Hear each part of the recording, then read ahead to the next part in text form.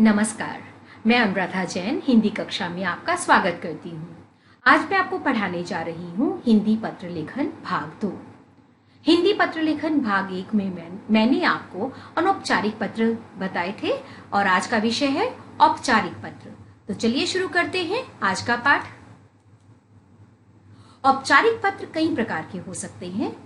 मैंने उनके नाम लिखे हैं यहाँ पर। प्रार्थना पत्र, आवेदन पत्र, विभिन्न विभागों के पत्र हो सकते हैं। उनमें शिकायती पत्र, सुझाव पत्र, प्रशस्ति पत्र हो सकते हैं। जब हम किसी चीज के, किसी विभाग के कार्य से नाखुश होते हैं तो शिकायत करते हैं, शिकायती पत्र हो गए। सुझाव, जब आप किसी विभाग को अपने सुझाव देना चाहते हैं, कुछ अच्छे कार्य करवाना चाहते हैं उस विभाग से, तो सुझाव पत्र हो गए।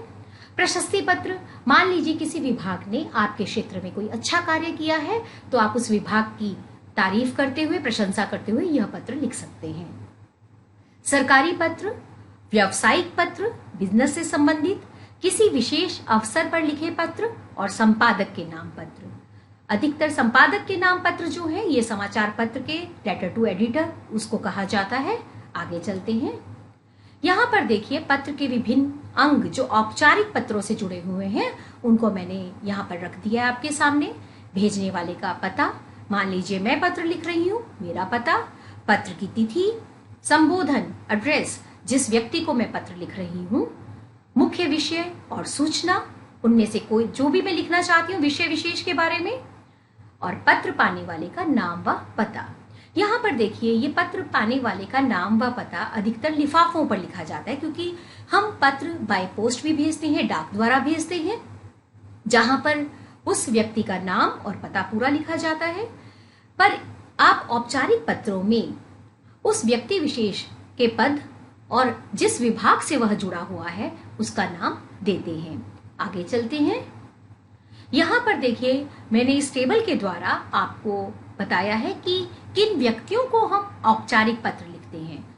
अपरिचित व्यक्तियों के लिए ये लिखे जाते हैं, जिन्हें हम अध्यक्ष, प्रधानाचार्य, अधिकारी, प्रबंधक, प्रकाशक, संपादक और मंत्री महोदय कोई भी हो सकते हैं। इन्हें ये औपचारिक पत्र लिखे जा सकते हैं। पर इनको संबोधित कैसे करना है, संबोधन क्या होगा, यहाँ पर ध्यान दीजिए। महोदय, श्रीमान जी, मान्यवर, माननीय, आदरणीय। उसके बाद अभिवादन। अनौपचारिक पत्रों में आप अभिवादन प्रयोग करते हैं, पर औपचारिक पत्रों में आप इसका प्रयोग नहीं करते। तभी देखिए मैंने लाल रंग से इसे लिखा है। किसी भी अधिकारी को आप प्रणाम, नमस्ते, चरण स्पर्श इन सब शब्दों का प्रयोग नहीं करेंगे। समापन में आप इस शब्दावली का प्रयोग कर सकते हैं। भवदीय, विनीत, प्रार्थी, शुभचिंतक, जागरूक नागरिक, आपका आज्ञाकारी। आगे चलते हैं। यहाँ पर औपचारिक पत्र का प्रारूप 1 मैंने आपके सामने रखा है ताकि आप समझ सके इस फॉर्मेट को देखकर कि पत्र लिखने का तरीका क्या होता है। अधिकतर बच्चे इस पत्र लेखन में बहुत ही कंफ्यूज होते हैं और छोटी छोटी मिस्टेक्स कर देते हैं। आपको उन गलतियों से बचना है। यहाँ पर देखिए औपचारिक पत्र का प्रारूप मतलब फॉर्मेट। यहाँ पर देखिए प्रेषक होता है भेजने वाला। अगर मैं पत्र लिख रही हूं तो मुझे अपना नाम, पता और नगर लिखना है। पर आप बोर्ड की परीक्षा के लिए तैयारी कर रहे हैं तो आप यहाँ पर अपना नाम व पता की जगह पर आप सिर्फ परीक्षा भवन और अपने शहर का नाम लिखिएगा, पर शहर के नाम में कोई मिस्टेक मत कीजिएगा। फिर दिनांक, तिथि रहेगी। सेवा में जिस व्यक्ति विशेष को आप पत्र लिख रहे हैं, मान लीजिए कोई मंत्री महोदय है तो मंत्री महोदय, उनका विभाग जो है, मान लीजिए जल विभाग है तो अपनी जल विभाग, फिर अपने शहर का नाम। यहाँ पर देखिए विषय संक्षिप्त रूप में हाईलाइट किया गया है। यहाँ पर देखिए जो संक्षिप्त रूप मैंने लिखा है इसका मतलब ये है कि आपको अपने विषय को बहुत ही एक वाक्यांश के रूप में लिखना है, पूरा वाक्य भी नहीं लिखना। तो यहाँ पर देखिए विषय जो है अधिकतर बच्चे इसको भूल जाते हैं या बहुत से स्कूलों में कहा जाता है कि मत लिखिए, पर जहां तक मैं आपको बताना चाहती हूँ, मेरा सवाल है, मैं कहूंगी कि आप औपचारिक पत्रों में विषय अवश्य लिखिए, क्योंकि ये एक सही तरीका है किसी फॉर्मल लेटर को लिखने का। तो यहाँ पर आप विषय लिखने के बाद संबोधन कर रहे हैं यहाँ से किसी भी शब्द का चुनाव कर सकते हैं। ऐसे शब्द को चुनिए जिसकी वर्तनी आपको अच्छे से आती है। इसके बाद पत्र की विषय वस्तु। अधिकतर पत्रों में सविनय निवेदन यह है, इस वाक्य से आप इस पत्र को शुरू कीजिए, क्योंकि आप किसी बड़े अधिकारी को पत्र लिख रहे हैं। आप यहाँ पर अपनी शब्दावली में आदर सूचक शब्दों का प्रयोग कीजिए। अपनी शब्दावली जो है थोड़ी समृद्ध रखिए। चलती फिरती बोलचाल की भाषा में हम औपचारिक पत्रों को नहीं लिख सकते, क्योंकि उससे पत्र का वजन जो है कम हो जाता है। यहाँ पर देखिए, जो मूल विषय उसके लिए आपने एक अलग से पैराग्राफ बनाया, और अंत में आशा करता हूं आप शीघ्र ही हमारे क्षेत्र की इस समस्या का निदान अवश्य निकालेंगे। यहाँ पर देखिए आदर सूचक है। यहाँ पर आप उनको ऑर्डर नहीं दे सकते, आदेश नहीं दे सकते, निकालो, करो नहीं, आपको कीजिए, लीजिए, इन सब शब्दों का प्रयोग करना है। पत्र के अंत में आपको धन्यवाद जरूर लिखना है, उसके बाद पूर्ण विराम लगा देना है। भवदीय, अपना हस्ताक्षर और नाम मैंने यहाँ पर दिया है, पर नाम जो है, अगर नाम की जगह पर आप क ख ग लिख दें तो ज्यादा बेहतर होगा। यहाँ पर देखिए कुछ लाल रंग से हाईलाइट की गई चीजें हैं, इनको लिखना नहीं होता, केवल आपको समझाने के लिए इन शब्दों को लाल रंग से लिखा है, ताकि आप पत्र के फॉर्मेट को अच्छे से समझ सकें। मैंने आपके लिए औपचारिक पत्र 1 ये पूरा लिखकर आपके सामने रख दिया है, ताकि आप जान सकें कि पत्र को किस प्रकार लिखा जाता है। अपने क्षेत्र की दुर्दशा को सुधारने हेतु नगर निगम के अध्यक्ष को प्रार्थना पत्र लिखें। यहाँ पर देखिए किस कारण से आपको विषय जो है, यहाँ पर मैंने उसे रेड से हाईलाइट कर दिया है। नगर निगम कौन सा विभाग है, यहाँ पे बोल्ड लेटर कर दिए गए हैं। अध्यक्ष किसे चिट्ठी लिखनी है, ये भी लिखा हुआ है। अधिकतर औपचारिक पत्रों में आपको वहीं पर प्रश्न में ही आपको सब कुछ मिल जाता है। पत्र किसे लिखना है, विभाग कौन सा है और किस कारण से लिखना है। तो आप अगर थोड़ा सा ध्यान दें तो पत्र की मूल वस्तु जो है वहीं पर आपको मिल जाएगी, बस थोड़ा आपको सविस्तार उसको आगे लेकर चलना है। यहाँ पर देखिए, जैसा कि मैंने आपको बताया, प्रेषक का नाम व पता, यहाँ पर आपको नाम लिखने की जो आवश्यकता नहीं है, क ख ग। और परीक्षा के अंदर हमेशा परीक्षा भवन ही लिखिए। शहर का नाम, अगर आपको पिन कोड पता है तो पिन कोड लिखिए, नहीं तो नहीं भी लिखेंगे चल तो भी कोई प्रॉब्लम नहीं है। उसके बाद दिनांक है। देखिए यहाँ पर मैंने फिर अंग्रेजी गिनती का प्रयोग किया है। आप हिंदी गिनती का प्रयोग कीजिए, अंग्रेजी गिनती का प्रयोग कीजिए, उसके लिए कोई आपके अंक नहीं काटे जाएंगे। सेवा में अध्यक्ष महोदय, यहाँ पर देखिए अध्यक्ष महोदय। नगर निगम पटना, यहाँ पर देखिए कोमा के बाद, पटना के बाद पूर्ण विराम आ जाएगा। विषय आपको दिखा दिया गया है यहाँ पर, क्षेत्र की दुर्दशा को सुधारने हेतु। इस पत्र के माध्यम से मैं आपका ध्यान चेतन नगर क्षेत्र की बढ़ती दुर्दशा की ओर आकृष्ट कराना चाहती हूँ। यहाँ पर देखिए पत्र का जो मूल विषय है उसको आप एक पैराग्राफ में, अनुच्छेद में बनाकर लिखिए। ये मूल विषय शुरू हो रहा है, मान्यवर चेतन नगर शहर के बीचों बीच बसा एक रिहायशी इलाका है जिसकी जनसंख्या लगभग 50,000 है। इस क्षेत्र में पेयजल और बिजली की उचित व्यवस्था नहीं है। सड़कें टूटी फूटी और गड्ढों से भरी हुई हैं। जहां तहां कूड़े के ढेर नजर आते हैं। सफाई कर्मचारी भी नियमित रूप से नहीं आते। शिक्षा के नाम पर एक छोटा सा स्कूल है। दूर दूर तक चिकित्सा की कोई भी सुविधा नहीं है। बाजार के नाम पर कुछ ठेले वाले सब्जी आदि दे जाते हैं। इतने बड़े रिहायशी इलाके की ऐसी दुर्दशा देखकर मन भारी हो जाता है। चेतन नगर के प्रति प्रशासन पूरी तरह से अचेतन या लापरवाह, आप दोनों शब्दों में से एक का प्रयोग कर लीजिए। आपसे विनम्र अनुरोध है कि इस ओर ध्यान दीजिए। कृपया इस क्षेत्र का दौरा कर हम स्वयं इसका निरीक्षण कीजिए। दौरा होता है कि वे स्वयं आए और इस जगह को देखें। निरीक्षण मतलब इंस्पेक्शन करना। इस क्षेत्र के निवासियों के कष्टों के निवारण के लिए शीघ्र ही कोई ठोस कदम उठाइए। हम सभी आपके अत्यंत आभारी होंगे। यहाँ पर देखिए आपकी शब्दावली जो है आदर सूचक ली गई है। एक बड़े पदाधिकारी को आप पत्र लिख रहे हैं। यहाँ पर चलती फिरती भाषा का प्रयोग नहीं कर सकते। धन्यवाद, प्रार्थी, उसके बाद फिर क ख ग या अब स, आप इन अक्षरों का प्रयोग कर सकते हैं। ये पत्र यहाँ पर समाप्त हो गया। अब मैं आपको दूसरा पत्र दिखाने जा रही हूँ। औपचारिक पत्र का प्रारूप 2, विद्यालय के लिए लिखा जाने वाला प्रार्थना पत्र। विद्यालय में पत्र लिखने का तरीका जो है थोड़ा भिन्न होता है। उसका फॉर्मेट मैंने आपके सामने रखा है। सेवा में प्रधानाचार्य जी, जिसे आप पत्र लिख रहे हैं उसका पद सर्वोदय स्कूल, तिलक नगर, झांसी। यहाँ पर देखिए लाल रंग से मैंने लिखा है।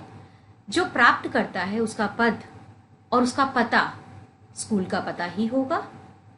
फिर आप लिखेंगे दिनांक, उसके बाद विषय, महोदय संबोधन है, और विषय वस्तु जो है आप उसे एक पैराग्राफ में बनाकर लिखेंगे।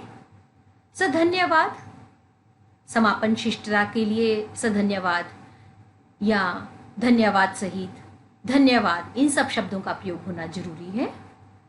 आपका आज्ञाकारी छात्र कोमा, लड़के इसका प्रयोग करेंगे और लड़कियां आपकी आज्ञाकारिणी छात्रा, लड़कियां प्रयोग करेंगी। फिर अपना नाम, क ख ग, नाम लिखने से थोड़ा बचिएगा, इसकी जगह पर क ख ग या अ ब स का प्रयोग कीजिएगा। कक्षा 10वीं, साथ में अपना विभाग भी लिख सकते हैं, ब स जो भी आप लिखना चाहते हैं। अनुक्रमांक कोई भी एक नंबर डाल दीजिएगा। यहाँ पर देखिए आपको सेवा में प्रधानाचार्य जी, सर्वोदय स्कूल और तिलक नगर के बाद कोमा है, और झांसी के बाद आपको पूर्ण विराम लगाना है। इसी तरह सधन्यवाद के बाद भी पूर्ण विराम लगाना है। जहां तक हो सके विराम चिन्हों का सही तरह से प्रयोग करना चाहिए ताकि अंक अच्छे मिले, उनमें किसी प्रकार की कटौती ना हो। आगे चलते हैं। यहां पर देखिए औपचारिक पत्र का मैंने एक उदाहरण के रूप में एक पत्र दिखा दिया है आपके सामने। मैं उसको पढ़ने जा रही हूं। अपने विद्यालय में जल की समुचित व्यवस्था हेतु प्रधानाचार्य को पत्र लिखिए। यहाँ पर देखिए इसका मतलब ये जो प्रधानाचार्य लिखा है तो ये जो है आपकी कोई महिला है, और इस किस जगह पर लिखना है? विद्यालय में। विद्यालय में स्कूल का नाम आपको पता होना चाहिए, और विषय क्या है ये भी मैंने आपको लाल स्याही में दिखा दिया है। आपको देखिए पत्र के औपचारिक पत्रों में ही सब चीज डिटेल में मिल जाती है। अब इस पत्र को मैं पढ़ना शुरू कर रही हूँ। फिर आपको याद दिलवाना चाहती हूँ, मार्जिन से बचकर थोड़ा अंदर की तरफ लिखिएगा, और बाईं तरफ से ही पत्र को आपको सब चीजें बाईं तरफ ही लिखनी है, और मार्जिन में आपको कुछ नहीं लिखना है।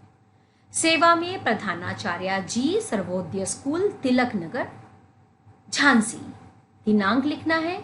बाकी पत्रों में आप देख रहे हो दिनांक एकदम टॉप पर आ रहा है, पर यहां पर आप पता लिखने के बाद, प्राप्तकर्ता का पता लिखने के बाद आप दिनांक लिख रहे हैं। फिर आपका विषय जल की समुचित व्यवस्था हेतु, महोदया। जैसा कि आपको बताया है, जब भी कोई औपचारिक पत्र होते हैं उनकी शुरुआत जो है आपको सविनय निवेदन यह है, इसी वाक्य से कीजिएगा, यही अच्छा होगा। सविनय निवेदन यह है कि मैं आपका ध्यान अपने विद्यालय की जल व्यवस्था की ओर, अव्यवस्था की ओर दिलाना चाहती हूँ। मैं छात्र संघ की प्रतिनिधि के रूप में आपको यह बताना चाहती हूँ कि यहाँ पीने के पानी की व्यवस्था बहुत ही खराब है। इतने बड़े विद्यालय में मात्र 5 ही नल हैं, जहाँ लगभग 200 छात्राएं पानी पीती हैं। गर्मियों में तो इन नलों पर भीड़ लग जाती है। प्यास से व्याकुल बच्चे एक दूसरे को धक्का देते अपनी बारी की प्रतीक्षा करते हैं। कई बार तो लंच ब्रेक का पूरा समय इसी में निकल जाता है।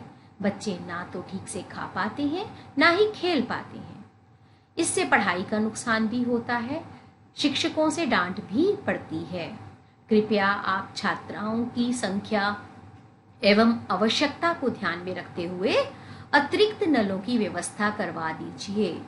इससे हम सभी को राहत मिलेगी। आशा करती हूँ आप इस समस्या का निदान शीघ्र करवा देंगी।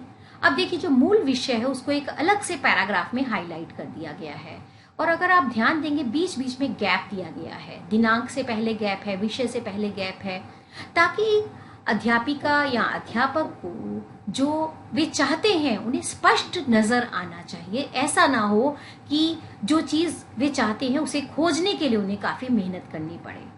इसके बाद देखिए धन्यवाद सहित आपकी आज्ञाकारिणी छात्रा क ख ग। यहाँ पर देखिए समस्त छात्राएं लिख दिया क्योंकि आप उनकी प्रतिनिधि हैं। तो यहाँ पर 10वीं की आप छात्रा हैं तो बाकी सब छात्राओं की भी यही मांग है। कक्षा 10वीं ब अनुक्रमांक यहाँ पर मैंने 25 लिख दिया है। तो यहाँ पर आप अपनी इच्छा से अनुक्रमांक कुछ भी लिख सकते हैं। अगर आपको विभाग लिखना है लिखिए, नहीं लिखना मत लिखिए। अब मैं तो यही कहूँगी कि आप अपना नाम ना लिखिएगा, क ख ग ही लिखिएगा। पर अगर आप बाय मिस्टेक भूल से भी नाम लिख देते हैं तो कोई बात नहीं है, आप टेंशन मत लीजिएगा, उसके लिए आपके अंक नहीं काटे जाएंगे। ये इस पत्र के द्वारा आपको सारी चीजें समझ में आ गई होंगी।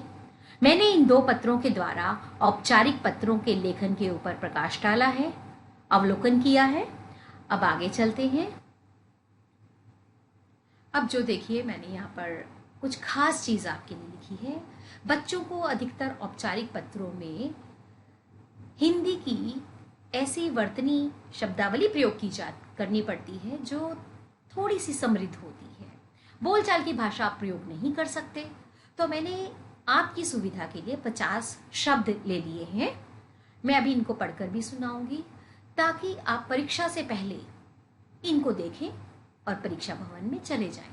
ये शब्द जो हैं आपके मस्तिष्क में बैठ जाएंगे, आपकी वर्तनी की शुद्धियां भी कम होंगी और ये शब्द प्राय अब औपचारिक पत्रों में प्रयोग होते हैं। मैं पढ़ने जा रही हूं। सविन्य निवेदन मान्यवर माननीय प्रधानाचार्य प्रधानाचार्य अध्यक्ष कृपया अनुरोध प्रार्थना सुझाव समस्या निदान समाधान आभारी नियंत्रण आज्ञाकारी आज्ञाकारिणी। अगर देखिए पुरुष है मेल है तो आज्ञाकारी, अगर फीमेल छात्रा लिख रही है तो आज्ञाकारिणी हो जाएगा। नियमित निर्देश प्रबंध पर्याप्त अत्यंत गंभीरता अधिकारी उपलब्ध दूरदर्शा प्रयास लापरवाही आकर्षित आकृष्ट कार्यवाही विरुद्ध गैर कानूनी प्रावधान क्षेत्र माध्यम सहयोग भवदीय, अगर लड़की होगी तो भवदिया हो जाएगा। निवासी विनम्र उपरोक्त विचार सहायता माध्यम धन्यवाद या शुक्रिया शिष्य शिष्या, अपने मेल फीमेल के हिसाब से छात्र होगा तो शिष्य और या शिष्या। प्रार्थी या विनीत, प्रार्थी का मतलब होता है प्रार्थना करने वाला। क्षेत्रीय प्रशासन संबंधित तत्काल स्वीकार संपर्क सार्वजनिक निरीक्षण। अब मैंने आपके सामने 2019 का लेटर जो प्राय आपके पेपर में क्वेश्चन नंबर 2 होता है, फॉर्मल लेटर का टॉपिक यहाँ पर रखा है। मैंने अनौपचारिक पत्रों में भी बताया था 120 शब्द आपकी शब्द सीमा है और आपको नए पेज से पत्र शुरू करना है। इस टॉपिक को मैं यहाँ पर पढ़ने जा रही हूँ। दिन प्रतिदिन बढ़ते हुए जल संकट की ओर ध्यान आकर्षित करते हुए, देखिए ये शब्द यहाँ पर आ गया, नगर पालिका के अध्यक्ष को, आपको पता है नगर पालिका किसे कहाँ लेटर लिखना है, नगर पालिका में किसको लिखना है, अध्यक्ष को। और एक पत्र लिखिए जिसमें वर्षा के जल संचयन रेन वाटर हार्वेस्टिंग करने के लिए व्यापक स्तर पर परियोजना चलाने का सुझाव दिया गया हो। यहाँ पर आपका विषय हो जाएगा वर्षा के जल का संचयन। तो ऐसे पत्रों को लिखते हुए आपको ध्यान देना है कि आपका पत्र 2 पैराग्राफ में 2 अनुच्छेदों में, मूल विषय जो है 2 अनुच्छेदों में बढ़ जाएगा। एक तो जल संकट की समस्या की ओर ध्यान आकर्षित करवाना है, तो आप यहाँ पर कह सकते हैं अध्यक्ष को कि जैसा कि आप जानते ही हैं हमारा क्षेत्र जो है जल संकट की समस्या से वैसे ही पूरा साल जूझता है और यहाँ की जो आबादी है क्षेत्रफल के हिसाब से कई गुना ज़्यादा है। जल के स्रोत जो हैं पर्याप्त हैं, तो हमें किस प्रकार कोई ऐसा एक अभियान चलाना चाहिए जिससे कि व्यक्ति समाज परिवार शहर वर्षा के जल संचयन पर उसे एकत्र कर कर सही ढंग से उसका सदुपयोग किया जा सके। आपको पता ही होगा, आपने साइंस में या ज्योग्राफी के इन सब चीज़ों में, अन्य विषयों में ऐसा पढ़ा ही है कि किस प्रकार से वर्षा के जल को एकत्र करके उसको सिंचाई के कामों में और रोज़मर्रा के कामों में उसका प्रयोग किया जाता है। तो आप जो जानकारी आपके पास अन्य विषयों से मिली हुई है उसको लेते हुए आप इस पत्र को लिखेंगे। यहाँ पर देखिए सुझाव, मैंने आपको स्टार्टिंग में बताया था, अगर आप इस वीडियो के शुरू में चले जाएं, सुझाव पत्र, तो ये सुझाव पत्र है। आप देखिएगा जब भी किसी बड़े अधिकारी को आपको पत्र लिखना है, मैं फिर इस बात को दोहरा रही हूँ कि अपनी भाषा को हमेशा ही आदर सूचक रखिएगा। कभी भी आप उनको कोई निर्देश नहीं देंगे, आपकी कीजिएगा, लीजिएगा, सुझाव दीजिए, इस तरह से आपको शब्दों का प्रयोग करना है, चयन करना है। यहाँ पर देखिए इसका जो है अंक, इस पत्र के अंक भी 7 ही हैं, 2 + 5 ही होते हैं। पर यहाँ पर देखिए अगर आप छोटी सी भी गलती फॉर्मेट में कर देते हैं तो आपके अंकों की कटौती काफ़ी मात्रा में हो जाती है। अच्छे अंक पाने के लिए पत्र की उसके फॉर्मेट और उसकी बॉडी दोनों पर ही ध्यान देना होगा। अर्थात उसकी, यहाँ पर मैं हिंदी में समझाना चाहूँगी आपको, उसके प्रारूप और उसकी विषय वस्तु पर, दोनों पर ही आपको ध्यान देना होगा, तभी आप अच्छे अंक प्राप्त कर सकते हैं।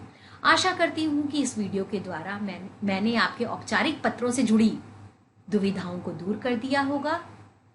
अगर फिर भी कोई आप किसी पत्र विशेष के बारे में खास जानकारी जानना चाहते हैं तो आप मुझे सुझाव दीजिए या अपनी कमेंट्स लिखिए ताकि मैं आपकी मदद कर सकूं। अगर आपने मेरा चैनल अभी तक सब्सक्राइब नहीं किया है तो आप ज़रूर उसे सब्सक्राइब कीजिए, लाइक कीजिए, शेयर कीजिए। मैं चाहती हूँ आने वाले वीडियोस में मैं आपकी और मुश्किलों का, आपकी दुविधाओं को अपने वीडियोस के द्वारा दूर कर सकूं, आपकी मदद कर सकूं। फिर मिलेंगे अगले वीडियो में किसी नई चीज़ के साथ। तब तक के लिए धन्यवाद। Bye bye.